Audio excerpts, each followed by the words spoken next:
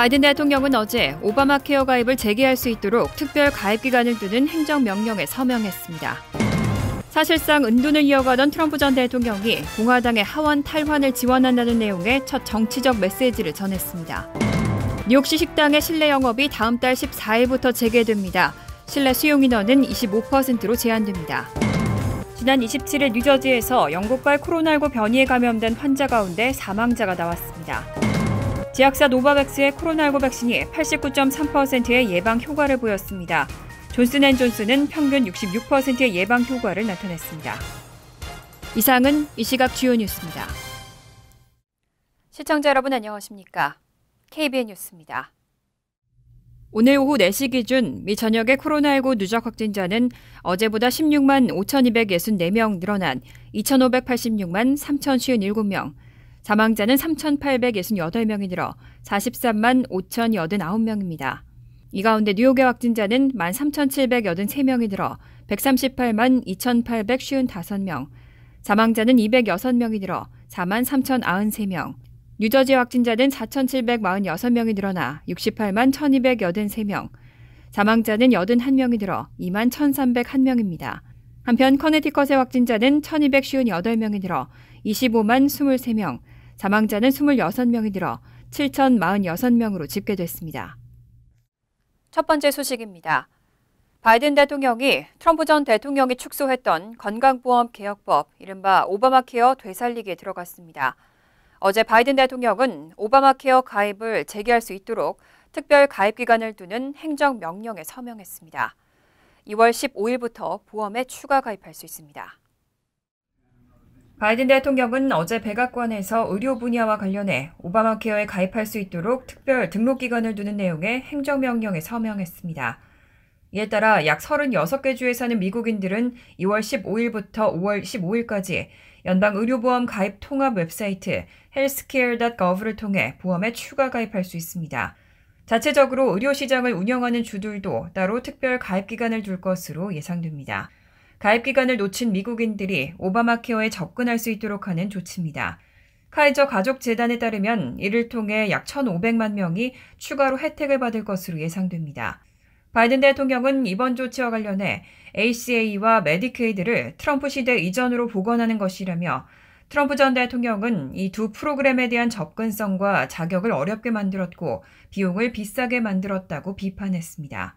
한편 바이든 대통령은 이날 낙태를 옹호하는 국제 단체 지원을 금지한 트럼프 전 대통령의 정책을 뒤집는 행정명령에도 서명했습니다. 아울러 임신 중절 관련 기관에 연방 가족계획기금이 투입되는 걸 금지한 정책을 무효화하는 절차에도 착수했습니다. 한편 바이든 대통령의 이민 분야 행정명령 서명은 다음 주로 연기됐습니다. 백악관 대변인은 이민 정책과 관련해 할 말이 더 많을 것이라면서 며칠 내로 정보를 제공하겠다고 밝혔습니다. 젠 사키 백악관 대변인은 어제 정례 브리핑에서 당초 29일로 예정했던 이민 정책 관련 행정명령 서명이 다음 주로 연기됐다고 확인했습니다. 애초 백악관이 제공했던 초안에 따르면 바이든 대통령은 오늘 이민 분야와 관련한 행정명령에 서명할 계획이었습니다. 하지만 사키 대변인은 이민 정책과 관련해 다음 주에 할 말이 더 많을 것이라며 며칠 내 더 많은 정보를 제공하겠다고 말했습니다. 바이든 행정부의 이민정책 행정명령에는 트럼프 전 행정부의 가혹한 이민정책을 뒤집어 불법 이민을 줄이고 국경 절차 문제를 개선하는 내용과 함께 트럼프 행정부의 분리정책으로 이산가족이 된 난민가족의 재통합을 지원하는 태스크포스를 설립하는 방안이 담길 예정으로 알려졌습니다. 앞서 바이든 대통령은 지난 20일 취임 당일에는 미국과 멕시코 간 국경장벽 건설을 중단하는 행정명령에 서명하고 비시민권자에 대해 100일간 추방 유예 조치를 취하기도 했습니다. 하지만 공화당이 장악한 텍사스 주정부는 추방 유예 중단 소송을 제기했고 연방법원은 14일간 추방 유예 조치를 일시 중단하라고 판결했습니다. 다만 사키 대변인은 이번 연기가 텍사스주 소송에 영향을 받은 것인지에 대해선 언급하지 않았습니다. 지금까지 사실상의 은둔을 이어가던 트럼프 전 대통령이 구체적인 내용을 담은 첫 정치적 메시지를 전했습니다. 트럼프 전 대통령은 어제 케빈 메카시 공화당 하원 원내대표와 비공개 회동을 갖고 공화당이 하원 다수당이 될 수 있도록 지원하기로 약속한 것으로 전해졌습니다. 트럼프 전 대통령의 슈퍼팩인 세이브 아메리카가 트럼프 전 대통령이 케빈 메카시 하원 공화당 원내대표와의 회동에서 하원에서 공화당이 다수당이 될 수 있도록 돕기로 약속했다고 밝혔습니다. 이어 이들은 지난 선거에서 매우 잘 협력했고 대다수의 예측과는 달리 공화당이 하원에서 15석을 더 얻었다며 이들은 다시 그렇게 할 것이고 그것은 이미 시작됐다고 덧붙였습니다. 이것은 퇴임 후 칩거를 이어가던 트럼프 전 대통령의 사실상 첫 공개 메시지입니다. 이와 함께 세이브 아메리카는 트럼프 전 대통령과 메카시 원내대표가 28일 플로리다 팜비치 마러라고 리조트에서 비공개 회동한 사진을 공개하고 회동이 좋고 화기애애한 분위기였다고 전했습니다. 메카시 원내대표는 회동 후 성명을 통해 보수연합 운동은 시민들의 유대를 강화하고 우리나라의 근간인 자유를 지킬 것이라고 밝혔습니다. 슈퍼팩은 또 트럼프 전 대통령의 인기가 지금처럼 강했던 적은 없다며 그의 지지가 아마 지금처럼 값진 때는 없었을 것이라고 자평했습니다. 트럼프 전 대통령은 대선 불복과 지지자들의 의회 난입 폭동 사태로 폭락했던 공화당 내 지지를 최근 일부 회복했습니다. 모닝 컨설팅의 27일 여론조사 결과에 따르면 공화당원의 81%는 트럼프 전 대통령에 대해 호의적인 견해를 갖고 있는 것으로 나타났습니다. 뉴욕시 식당의 실내 영업이 다음 달 14일부터 재개됩니다. 다만 실내 수용 인원은 25%로 제한됩니다.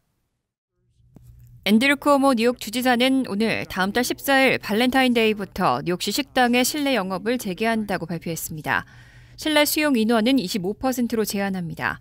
뉴욕시 식당 관계자들은 인근의 나소 카운티 등 인근 지역과 같이 수용 인원의 50%까지 입장을 허용해 줄 것을 요구해왔지만 주지사는 인구 밀도가 높은 뉴욕시의 특성상 25%로 제한한다고 밝혔습니다.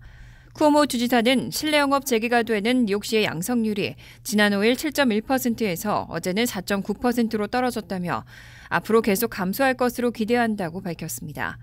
빌 드블라조 시장은 오늘 뉴욕주의 결정에 협력하겠다고 말했습니다. 드블라조 시장은 백신 공급이 충분하지 않고 변이 바이러스 확산에 우려가 있지만 영업 제한으로 생계 유지에 어려움을 겪고 있는 사람들을 잘 알고 있다며 협조를 약속했습니다. 더불어시 보건국은 실내 영업과 관련된 보건 규정을 잘 준수하는지 점검을 실시하겠다고 덧붙였습니다. 뉴욕시는 지난해 3월 식당과 바 등의 실내 영업이 금지된 이후 9월 30일부터 재개됐지만 겨울철에 접어들면서 다시 코로나19의 재유행으로 12월 14일부터 실내 영업을 전면 금지해왔습니다.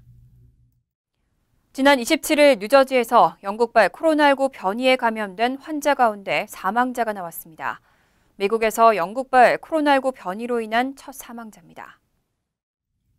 27일 뉴저지주 보건당국은 뉴저지주에서 영국발 변이 바이러스에 감염된 사람 중 한 명이 숨졌다고 발표했습니다. 미국에서 영국발 코로나19 변이로 사망자가 나온 건 이번이 첫 사례입니다. 사망자 신원은 공개되지 않았고 최근 해외 여행 이력도 없었습니다. 27일 기준 뉴저지에서 영국발 변이 바이러스의 누적 감염자는 8명입니다. 보건당국은 변이 코로나19가 있는 상황에서 마스크 착용과 사회적 거리 두기, 아플 때 집에 머무는 것은 그 어느 때보다 중요하다고 강조했습니다. 질병통제예방센터에 따르면 26개 주에서 영국발 변이 바이러스에 감염된 사례는 300명이 넘습니다. 영국발 변이 바이러스는 기존 코로나19 바이러스보다 감염력이 50% 이상 강한 것으로 추정됩니다. 한편 미국에서 남아프리카 공화국에서 발견된 코로나19 변이 확진자도 처음으로 나왔습니다. 사우스캐롤라이나주 보건당국은 어제 주내에서 2명이 남아공 변이 바이러스에 감염 확진 판정을 받았다고 발표했습니다. 당국은 둘 다 여행 이력이 없었고 두 사람의 감염에는 서로 연관성이 없다고 설명했습니다. 제약사 노바백스의 코로나19 백신이 89.3%의 예방 효과를 보였습니다.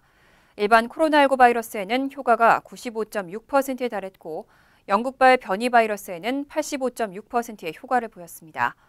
존슨앤존스 백신은 평균 66%의 예방 효과를 나타냈습니다. 노바백스는 28일 홈페이지를 통해 18세에서 84세 인구 15,000여 명을 대상으로 진행한 영국의 임상 3상에서 백신이 89.3%의 효과를 보였다고 밝혔습니다. 이번 임상 3상의 경우 참가자의 27%가 65세 이상으로 충분한 고령층 데이터를 확보하고 있다는 점도 주목됩니다. 또 이번 결과는 일반 코로나19와 변이 코로나19의 예방 효과를 통합해 나온 수치입니다. 노바백스는 일반적인 코로나19의 경우 예방 효과가 95.6%에 달했고 영국에서 시작된 변이 바이러스에는 85.6%의 예방 효과를 보였다고 밝혔습니다. 지금까지 변이 바이러스에 확실한 효과를 보여준 백신은 노바백신이 유일합니다. 일반 코로나19 예방 효과 역시 화이자, 바이오엔테크 95%, 모더나 94.1%보다 우수합니다. 남아프리카 공화국에서 실시한 임상시험에서는 60%의 예방 효과를 입증했습니다. 노바백신은 2도에서 8도 상온 보관이 가능하고 1회분 가격은 $16로 아스트라제네카 백신보다는 비싸지만 화이자, 바이오엔테크와 모더나 백신보다는 저렴하게 책정됐습니다. 한편 존슨앤존슨도 오늘 블로그를 통해 자사 코로나19 백신 1회 접종 효능이 평균적으로 66%에 달하고 중증만 놓고 보면 85%에 달한다고 발표했습니다. 또 영하 20도씨에서 2년 동안 안정적으로 효능을 유지한다고 덧붙였습니다. 미 전역에서 코로나19 백신 부족 사태가 여전한데요. 곳곳에서는 지휘와 인맥을 동원한 새치기 접종 사례도 속속 드러나고 있습니다. 뉴저지주 헌터돈 카운티 레리턴 타운십에 있는 헌터돈 병원에서는 패트릭 게이븐 병원장 등 고위직과 가족 10여 명이 주정부의 백신 접종 순위를 따르지 않고 자의적으로 우선 접종을 받은 것으로 나타났습니다. 뉴저지주는 지난해 12월 15일에 연방정부로부터 백신을 받아 접종을 시작하면서 올해 1월 6일까지는 의료기관에서 환자를 돌보는 의료진과 요양원 거주 시니어, 직원, 이후 1월 7일부터는 경관 등 대면 업무를 피하기 어려운 공무원 등이 2차로 접종을 받을 수 있도록 했습니다. 하지만 이 병원은 12월 17일에 처음으로 병원에 975도지가 도착한 뒤 18일부터 1월 3일까지 직접 환자를 돌보는 의료진이 아닌데도 불구하고 병원장 부부와 전 현직 임원 부부, 이들의 가족들에게 접종했습니다. 특히 22세의 젊은 자녀에게도 접종했습니다. 또 28일 CNN 방송은 워싱턴주 벨뷰의 오버레이크 의료센터가 병원 후원자 약 100명에게 백신 접종을 신청하라는 이메일을 보냈다가 사실이 드러나자 사과했다고 보도했습니다. 조지아주에서도 엘버턴 의료센터가 순서가 아닌 지역 교사와 학교 영양사 등 직원들에게 백신을 접종했다가 6개월간 신규 백신을 공급받지 못하게 됐습니다. 또 필라델피아에서는 코로나19 백신 보급을 맡은 한 회사의 학생 CEO가 자신의 친구들에게 백신을 접종한 것으로 드러나 백신 공급이 부족한 가운데 분노를 촉발시킨 것으로 전해졌습니다. 지난 25일 크리스 정 팰리세이즈 팍 시장이 뉴저지주 하원에 출사표를 던진 뒤 많은 관심이 주목되고 있습니다. 정 시장은 한인들의 정치력 신장을 위해서 더 큰 정치를 위해 하원에 도전한다는 각오를 밝혔습니다. 뉴저지주 37선거구에서 주 하원에 도전을 선언한 크리스 정 팰리세이즈 팍 시장은 한인들의 정치력 신장을 위해 더 큰 정치를 결심하게 됐다며 결정 배경을 밝혔습니다. 오늘 타운홀에서 만난 정 시장은 펠팍은 물론 버겐 카운티 상당수의 로컬타운에 한인 정치인들이 활발한 활동을 하고 있다며 더 큰 정치를 위해 주 하원 의원에 도전하게 됐다고 밝혔습니다. 우리 아시안 쪽의 목소리가 부족하다는 거가 제일 큰 부분이었습니다. 예를 들면 우리 소상인들이 그동안 많은 힘이 많이 드시고 많은 애로사항, 많은 문제들이 있으시는데 이분들을 위한 법안이라든지 어떤 비를 패스를 하려고 그랬을 때 이분들의 목소리가 얼마나 인클루드가 돼 있는지 저는 그게 의문이 가거든요. 크리스 정 시장은 교육위원과 시의원 그리고 시장까지 지난 13년 동안 펠팍타운과 함께 왔다며 선거 준비와 함께 남은 기간 동안 시장으로서 주어진 역할에 최선을 다하겠다고 밝혔습니다. 일단은 제가 맡은 일에 열심히 하고 이제 하반기에 넘어가서 이제 그때는 다른 생각을 좀 해보겠지만 지금은 제가 할 일이 너무 많습니다. 그래서 아직 주 하원 입성을 위해서는 당장 오는 6월 치러지는 예비 선거가 관건입니다. 현재 4명이 출마를 준비하고 있는 것으로 알려지고 있습니다. 정 시장은 버겐 카운티 민주당 의원회의 추천을 받아 상당히 유리한 상황입니다. 시장의 남은 임기에 대한 관심도 높습니다. 정 시장의 시장 임기는 내년 말까지입니다. 따라서 정 시장이 주의회로 진출하게 되면 당장 내년부터 시장의 공석은 시의회 의장이 맡게 됩니다. 현재 의장은 마이클 비애트리 시의원입니다. 이후 민주당이 3명의 예비 후보를 의회에 추천하면 시의원들이 그중 한 사람을 결정해 남은 임기 동안 시장직을 수행하게 됩니다.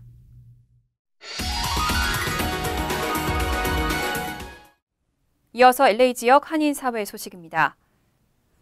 LA 카운티 당국이 수주 내로 초등학교를 다시 오픈할 수 있다는 관측을 내놨습니다. 다만 카운티의 하루 평균 코로나19 확진자가 인구 10만 명당 25명 미만을 기록해야 합니다. 바바라 페러 LA 카운티 보건국장은 카운티 내 코로나19 확산이 앞으로 계속 진정세를 이어간다면 초등학교들이 이르면 2주에서 3주 안에 대면 수업을 재개할 수 있을 것으로 내다봤습니다. 페러 국장은 킹더가든부터 6학년의 경우 캠퍼스를 오픈하기 위해선 카운티의 하루 평균 코로나19 확진자가 인구 10만 명당 25명 미만을 기록해야 한다고 설명했습니다. 중학교와 고등학교의 경우 하루 평균 확진자가 인구 10만 명당 7명 미만이어야 합니다. 한편 오스틴 뷰트너 LA 통합교육부 교육감은 학교들의 대면 수업 재개를 위해선 교직원과 교사들의 백신 접종이 반드시 이루어져야 한다고 밝힌 바 있습니다. 클래식을 통해 한국 음악에 대한 이해와 교류를 넓히는 버추얼 라이브 글로벌 콘서트가 열립니다. LA 한국문화원은 플로리다 음대와 함께 내일 오후 5시 중 웨비나를 통해 찾아가는 한국 공연 시리즈 버추얼 라이브 글로벌 콘서트를 개최한다고 밝혔습니다. 이번 공연에는 플로리다 대학 황윤주 바순 음대 교수와 노라 가르시아 플룻 음대 교수 등이 참석해 한국 음악에 대한 강연과 콘서트를 진행하고 클래식 연주로 아리랑과 목련화 등 한국 민요와 가곡 등을 선보일 예정입니다. 클래식 음악에 관심 있는 사람은 누구나 참여가 가능하며 참가 신청은 LA 한국문화원 웹사이트를 통해 할 수 있습니다.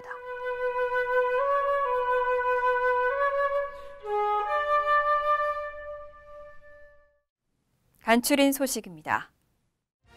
한국 정부가 재외국민도 입국 시 코로나19 백신 접종이 가능하다고 밝혔습니다. 중앙방역대책본부는 어제 재외국민에 대해서도 한국 내에서 예방접종을 시행할 계획이라며 다만 예방접종의 순서는 한국 내국인들에게 적용되는 예방 순서와 동일한 순서에 따라서 예약에 따라 정해진 일정으로 접종을 진행할 예정이라고 말했습니다. 장기 체류하는 등록증이 있는 외국인에 대해서도 내국인과 동일하게 순서에 따라 접종을 진행할 계획입니다. 상무부는 지난해 4분기 국내 총생산 증가율이 4.0%로 집계됐다고 밝혔습니다. 지난해 연간 성장률은 마이너스 3.5%로 74년 만에 최악을 기록했습니다. 2차 세계대전 직후인 1946년 미국 경제는 11.6% 역성장한 바 있습니다. 글로벌 금융위기였던 2009년 마이너스 2.5% 이후 첫 마이너스 성장률입니다. 지난해 1분기 성장률은 마이너스 5.0%, 2분기에는 마이너스 31.4%, 3분기에는 33.4%를 기록했습니다. 전문가들은 올해 1분기 미약한 성장세를 보이겠지만 연간 성장률은 회복세를 나타낼 것으로 전망했습니다. 뉴욕시 의회가 어제 본회의를 열고 앞으로 10년 동안 단계적으로 4,000개의 노점상 허가를 확대하는 조례안을 통과시켰습니다. 또 노점상 허가 불법 양도를 막고 자문위원회를 구성해 신규 허가를 모니터링하는 등 노점상 관리 시스템을 향상시키도록 했습니다. 조례안을 발의한 마가레친 시의원은 노점상은 뉴욕시의 활력과 다양성에 기여하는 소상인의 일부라면서 합법적 규제 하에 운영돼야 한다고 설명했습니다. 뉴욕시 교육국이 어제 발표한 자료에 따르면 올해 교육국 산하 1,500여 개 공립학교에 등록한 유치원부터 초중 고등학교 학생 수는 지난해보다 약 4%, 4만 3천 명이 줄어든 96만 명으로 집계됐습니다. 이런 감소치는 지난 14년 동안 줄어든 학생 수 전체를 합친 것보다 많은 것으로 특히 프리K의 경우 등록 학생 수가 13%나 줄었고 초등학교 전체로는 6%가 감소했습니다. 환율과 증권 소식입니다.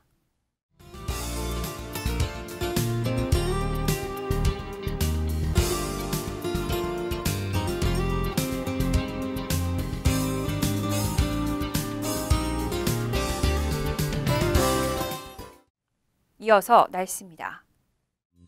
토요일은 화창하겠습니다. 낮 최고 기온은 31도, 섭씨 영하 1도, 밤 최저 기온은 18도, 섭씨 영하 8도로 예상됩니다. 일요일은 구름이 많은 가운데 밤에는 눈이 내리는 곳도 있겠습니다. 월요일은 눈 폭풍 가능성이 있겠고 5에서 8인치의 눈이 예상됩니다. 이상으로 KBN 뉴스를 마칩니다. KBN과 함께 즐거운 저녁 되시기 바랍니다.